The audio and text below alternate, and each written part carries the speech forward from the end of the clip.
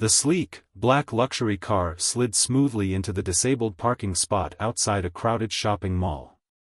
The parking lot was full, cars circling like vultures, but this driver didn't seem to care about rules. The moment the engine shut off, the door swung open, and out stepped a woman dressed in expensive designer clothes. Her high heels clicked against the pavement as she adjusted her sunglasses, completely unbothered by the large blue wheelchair symbol painted beneath her tires. Not far away, an elderly man struggled to maneuver his wheelchair across the parking lot. He had been waiting for that space, his usual spot. His tired hands gripped the wheels tightly as he let out a sigh. "Another one," he muttered under his breath. He had seen people like her before, those who believed the world belonged to them, that rules were for others. A younger woman, a kind passerby, couldn't help but notice. She hesitated, then decided to speak up. "Excuse me," she called out politely. "This is a disabled spot. You." Before she could finish, the well-dressed woman turned sharply, lowering her sunglasses just enough to reveal a piercing glare. "And," she snapped. The passerby blinked, startled by the hostility. "It's reserved for people who actually need it," she explained. "You don't seem to." "Oh, please," the woman scoffed, tossing her hair back. "I'll only be a few minutes. Besides, who cares? It's just a parking spot." She shot a dismissive look at the elderly man in the wheelchair, as if he were nothing more than an inconvenience. Then, without another word, she turned on her heels and strutted toward the entrance of the mall. The young woman looked back at the elderly man, who shook his head. "Some people never learn," he murmured. Inside the store, the woman leisurely browsed through high-end handbags, completely unaware that outside, something strange was happening. People passing by noticed something unusual. A breeze stirred through the parking lot, though the air had been still just moments ago. The lights above the parking area flickered once, twice, then went out completely for a brief second before returning. A few people glanced around, exchanging confused looks. The luxury car, sitting boldly in the disabled spot, suddenly emitted a soft, electronic beep. The doors locked. Then, the engine, a car that was very much off, gave a strange, mechanical click. Someone whispered, "Did you see that?" No one knew it yet, but instant karma was already on its way. The woman strolled through the mall without a care in the world. She took her time, running her manicured fingers over silk blouses, eyeing expensive jewelry, and scoffing at sales racks as if they were beneath her. Time meant nothing to her, neither did the people she had dismissed outside. Meanwhile, in the parking lot, a small crowd had started to form near her luxury car. Something was wrong. A security officer, tall and serious, approached the vehicle with a frown. "Who parked this here?" he asked the bystanders. The young woman who had tried to confront the driver earlier stepped forward. "It belongs to a woman who just walked into the mall," she explained. She took the disabled spot and refused to move. The officer sighed, shaking his head. "Figures." He pulled out his radio. "I'll call in a tow." Then, something strange happened. The car alarm suddenly blared, shrieking through the parking lot like a warning. People jumped back in surprise. The officer reached for his keys, prepared to check the situation, but before he could move, the alarm cut off just as suddenly as it had started. Silence. The bystanders exchanged uneasy glances. The young woman's stomach tightened. "That's weird," someone muttered. Inside the store, the woman continued shopping, blissfully unaware of the scene outside. She held up a designer purse, turning it in her hands, admiring the golden clasps. The price tag? Nothing she couldn't afford. "Ma'am," a store clerk approached with a polite smile. "Would you like to try that on your shoulder?" The woman barely acknowledged her. Instead, she lifted her phone and checked the time. Almost an hour had passed. She sighed dramatically, shopping was exhausting. With a flick of her wrist, she tossed the bag onto the counter. "I'll take it." She made her way toward the exit, heels clicking, as if the world were waiting for her arrival. But the moment she stepped outside, she felt it. A strange, heavy stillness. The small group standing near her car didn't look like they were admiring it, they looked concerned. The security officer was there too, talking to someone through his radio. Her brow furrowed. What's going on? And then she saw it. Her car wouldn't open. She pulled out her keys, clicking the button. Nothing. The usual soft beep of her locks disengaging didn't happen. The doors stayed shut, the engine silent. She clicked again. Nothing. A wave of irritation flashed across her face. She clicked 3, 4 more times, still nothing. She let out a sharp breath, glaring at the security officer. "What's wrong with my car?" she demanded. The officer looked at her, unimpressed. "Ma'am, we were about to tow this vehicle. You can't park in a disabled spot without a permit." She rolled her eyes. "I told you, I was only going to be a few minutes. And why won't my car open? This is ridiculous." The officer's expression darkened. "I don't know, but maybe it's karma." The moment he said it, a gust of wind rushed through the parking lot, rustling clothes, flipping receipts off the ground, and making the woman's sunglasses slip slightly down her nose. For the first time, a flicker of doubt crossed her face. Something felt off. And then, she noticed the note. It hadn't been there before. A small, folded piece of paper, wedged tightly under her windshield wiper. She snatched it up and unfolded it. Her stomach dropped. "You should have been more careful about who you anger." The handwriting was unfamiliar, the ink slightly smudged. Her fingers tightened around the paper.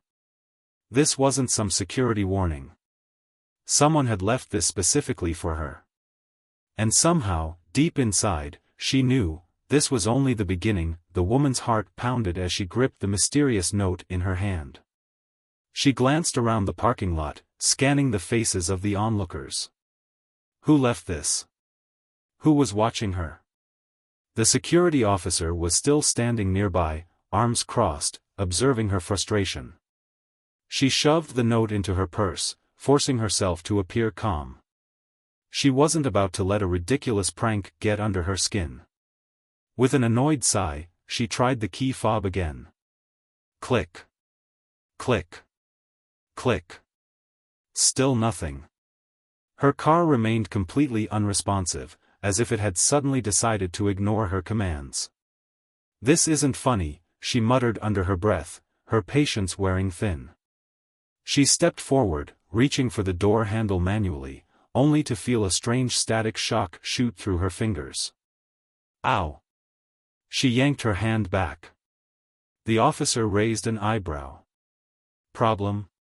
She scowled. "The door shocked me." The onlookers murmured amongst themselves. Someone chuckled under their breath. "Karma," a man whispered to his friend. She spun around. "Excuse me?" The man shrugged. "Maybe you shouldn't have parked there." Her jaw clenched. Who did these people think they were? She wasn't about to let a bunch of nobodies make a fool of her. This was just a malfunction. A glitch. Right? Taking a deep breath, she reached into her purse for her spare key. This wasn't a problem money couldn't solve. If the car was locked, she'd simply unlock it the old-fashioned way. But when she inserted the key and tried to turn it, it wouldn't budge. It was as if the lock itself had sealed shut. Her hands trembled slightly. This didn't make sense. She turned back toward the security officer. "Call someone. A mechanic. A locksmith. I don't care, just fix this." The officer sighed. "I can call for a tow, but..." "No towing," she snapped. "Just get it open." A voice interrupted from the crowd. Or maybe she should just apologize. She froze. The elderly man in the wheelchair was staring at her now, his tired eyes calm, yet unreadable. The crowd murmured again. The woman narrowed her eyes. Apologize, she repeated. To who? The old man tilted his head slightly, as if the answer was obvious. She scoffed. You think I owe you an apology because I took a parking spot? He didn't answer. He simply stared. A chill ran down her spine. There was something about the way he looked at her, like he knew something she didn't. She shook it off. This is ridiculous. I'm not apologizing for anything. Just get my car open. But the moment she said the words, the car alarm blared again. Louder. Sharper. As if it were screaming at her. The crowd took a step back. Even the officer flinched. And then, just as suddenly as it started. Silence. The old man sighed. Your choice, he muttered. And for the first time, the woman felt something she wasn't used to. A slow, creeping sense of fear. Something was very, very wrong. And she had no idea what was coming next. The woman's fingers tightened around her purse strap as she forced a laugh. This is ridiculous, she muttered under her breath. But her voice lacked its usual arrogance. The security officer took a step forward, his gaze shifting between her and the car. Look, ma'am, I've seen plenty of electrical failures, but this? This is strange. She shot him a glare. I don't need your opinions. I need a solution. But before the officer could respond, something else happened. The wind picked up, a sudden, forceful gust that sent discarded receipts and loose gravel skidding across the pavement. The woman's expensive scarf, barely clinging to her neck, was yanked away and sent whirling through the air. She gasped, spinning to grab it, but it was already out of reach. People in the crowd murmured. The air felt different, charged. As if something unseen had just arrived. And then, as if to confirm that this wasn't just bad luck, a deep metallic groan echoed from beneath her car. The woman's breath hitched. The vehicle tilted. Just an inch, barely noticeable, but enough for the front wheels to lift slightly before slamming back down onto the pavement with a jarring thud. The crowd stepped back. The security officer stiffened. Did you all see that? The woman's throat went dry. This wasn't possible. Cars didn't just move on their own. Her heart pounded as she rushed to the driver's side door. Forget her pride, she just wanted to get inside and leave. She yanked the handle again. Still locked. Still no response. And then, her reflection in the window shifted. Her breath caught in her throat. For a fraction of a second, she swore she saw something standing behind her. A tall, dark silhouette. But when she spun around, there was no one there. The crowd was watching her now, whispering amongst themselves. The elderly man in the wheelchair hadn't moved. He was still staring at her, his expression unreadable. Ma'am, the officer said carefully. Maybe you should step back. Something isn't right here. She swallowed hard. It's just a stupid glitch, she whispered, but it didn't sound convincing. Because deep down, she was starting to feel it. That cold, creeping sensation in her chest. The same feeling someone gets when they realize they've made a mistake, one that can't be undone. And then, from somewhere nearby, a voice whispered. A voice she shouldn't have been able to hear. Soft, almost amused. You should have been more careful. Her blood ran cold. She turned sharply, but there was no one there. And for the first time in her life, she realized she wasn't in control anymore. The woman's breath came in short, shallow gasps. She could feel it now, that overwhelming sense of something unseen watching her. The murmur of the crowd had faded into the background, drowned out by the rapid thumping of her own heartbeat. Her fingers trembled as she clutched the note she had stuffed into her purse earlier. It felt heavier now, as if it carried more than just words. With a shaky hand, she unfolded it again, rereading the message. "You should have been more careful about who you anger." Her mouth went dry. Who wrote this? And how did they know? The security officer cleared his throat. "Ma'am, do you have someone you can call? A friend? A tow service?" She snapped her head up, her voice sharp. "I don't need a tow. I need my car to start." She turned back toward the vehicle, gripping the handle again, this time using her full strength. "Open," she growled through clenched teeth. And then, the window screen flickered on. Not the dashboard, not the locks, just the central screen inside the car, glowing brightly despite the fact that the vehicle was still off. The woman's heart lurched as a single phrase appeared in bold, glowing letters. "Do you remember me?" A chill swept down her spine. Her grip loosened on the car door as she staggered back. Remember? She had met countless people in her life. Nobody important. Nobody who mattered. Who would be doing this to her? The crowd took another step back. Some were recording now, whispering amongst themselves. The elderly man in the wheelchair, however, remained still. Watching. Waiting. The woman's lips parted as she turned toward him, her voice hesitant for the first time. "Do you know who's behind this?" she asked, her voice barely above a whisper. The old man tilted his head slightly.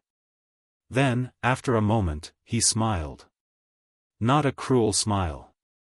Not a mocking one. Just, knowing. And for the first time, something clicked in her mind. A memory. A face.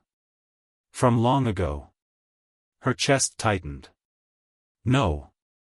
It couldn't be. But the feeling in her gut told her otherwise. Something was coming for her.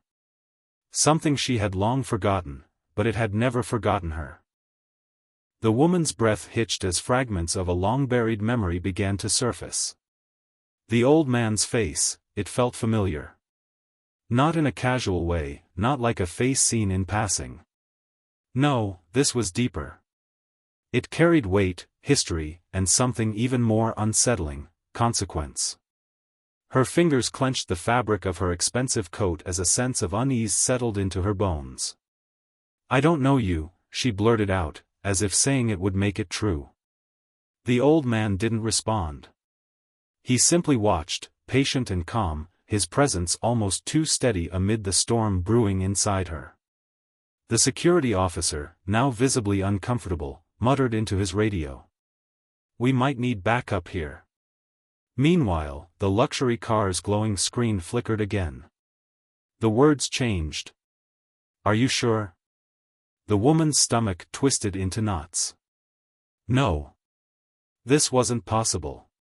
She turned to the onlookers, desperate to break the tension. "This is some kind of prank, right? A joke?" No one answered. Instead, the crowd shifted uneasily, as if they could feel it too, the strange, invisible force in the air, the weight of something unnatural. And then, her phone rang. A shrill, piercing sound that cut through the silence like a knife. She nearly dropped it. Her fingers fumbled as she lifted the screen to her face. No number. No caller ID.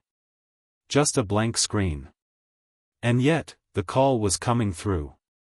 Her pulse thundered in her ears. Against her better judgment, she pressed the answer button and slowly lifted the phone to her ear. Silence. Then, a voice. Low. Steady. Familiar. "You really don't remember, do you?" Her body locked up. Her throat tightened. The voice was male. Older. Rough. But familiar. Something deep inside her recognized it. A voice from her past. A voice she had ignored, dismissed, forgotten. But it had never forgotten her. The wind picked up again, swirling leaves and dust around her feet. A car alarm somewhere in the distance wailed for a brief second before cutting off abruptly. The voice on the phone spoke again. Look at him. She didn't want to. She didn't want to turn toward the elderly man in the wheelchair, sitting still as if he had been waiting for this moment. But she did. Slowly, hesitantly, she turned back toward him, and the moment their eyes met, the memory crashed over her like a tidal wave. It was him. Not just someone she had ignored. Not just another person beneath her. Someone she had wronged. And now? Now, it was too late to undo what had been done. Her breath caught in her throat. The realization hit her like a punch to the gut. The old man in the wheelchair, she knew him. Not as a stranger. Not as just another face in the crowd. He had once been someone she had ruined. Years ago. It all came flooding back, the memories she had locked away, the incident she had chosen to forget. She had been in power back then. She had stood tall, confident, invincible. He had been just another name on a list, just another obstacle in her way. A desperate employee. A man who had begged her for mercy. She had laughed in his face. Mocked him. Discarded him. His career? Gone. His livelihood? Destroyed. All because she could. And now, he was here. Watching her. The phone was still pressed against her ear. The voice on the other end remained calm, steady, and terrifyingly familiar. Now you remember. A lump formed in her throat. She could barely breathe. The wind whipped around her, colder than before, like an unseen force pressing in on her. She turned toward the old man. You, her voice cracked. He didn't move. Didn't speak. But his eyes told her everything. She had thought time would erase the past. That her actions would be forgotten, buried beneath the weight of her success. She had been wrong. Why are you here? Her voice was barely a whisper. The old man tilted his head slightly. Why do you think? Her fingers trembled. This wasn't a coincidence. This wasn't chance. This was karma. And for the first time in her life, she realized something truly terrifying. There was no escaping it. Her knees felt weak. The weight of the moment pressed down on her chest like an unseen force, squeezing the air from her lungs. This wasn't just about a parking spot. It wasn't about a malfunctioning car. It was about something bigger. Something she had set into motion long ago. The old man, he wasn't just here by chance. She could see it in his eyes now. This was deliberate. He had waited. Not with bitterness, not with rage. But with something far more powerful. A lesson. A reckoning. The phone in her hand burned against her palm, the unknown caller still on the line. You thought you'd never have to face it, didn't you? She squeezed her eyes shut. She didn't want to hear it. But the voice continued, calm and firm. You took everything from him. You crushed him without a second thought. And now, for the first time, you feel powerless. She shook her head, her voice trembling. I didn't mean to ruin his life. The voice cut in. Didn't mean to laugh while he begged for a second chance. Didn't mean to watch as he lost everything. Her stomach twisted violently. She had never thought about it. Never looked back. Because to her, it had been just another day. Just business. The crowd was still watching. They couldn't hear the call, but they could see her unraveling. The security officer, once irritated, now looked at her with something close to concern. But it didn't matter. Because she could feel the truth now. She turned back to the old man, her lips parting, her voice barely above a whisper. I didn't know. His gaze didn't waver. You didn't care. The word struck harder than any physical blow ever could. Her throat tightened. She had no defense. Because he was right. And now? Now, Karma was here. Watching. Waiting. And for the first time in her life, she had no way out. The woman stood frozen, her world unraveling right in front of her. The old man hadn't moved. He just sat there, calm, unwavering. Not angry. Not bitter. Just, waiting. Waiting for her. For a decision. For a choice. The phone call was still connected. The voice on the other end spoke again, quieter this time. This is your moment. Her hands trembled. She could feel the weight of years of arrogance, of thoughtless cruelty, pressing down on her like a storm cloud. She had spent her life believing she was untouchable. That power and money could erase any wrong, any mistake. She had never once thought about the people she had crushed beneath her heels. Until now. Slowly, hesitantly, she looked the old man in the eyes and did something she had never done before. She lowered herself onto her knees. The crowd gasped. I was wrong, she whispered, voice shaking. The old man didn't respond. He just watched, waiting. I took that parking spot because I thought I was more important, she admitted, just like I took everything else in my life. I hurt you. I ruined your career. And I never even thought about what it did to you. Tears burned at the corners of her eyes. I can't change what I did. But I see it now. I see, you. For the first time, she wasn't just looking at him. She was seeing him. The old man studied her for a long moment, his expression unreadable. Then, with a slow nod, he reached into his pocket and pulled out a small, rusted keychain. He held it up. The woman's breath hitched. She knew that keychain. It had belonged to a man who once worked for her. A man she had fired without a second thought, stripping away his dignity, his livelihood, his chance to provide for his family. Her chest tightened. He had kept it all these years. A reminder. A weight. A lesson. And now. Now, he was giving it back. With trembling fingers, she reached out and took it. The small object felt heavier than it should.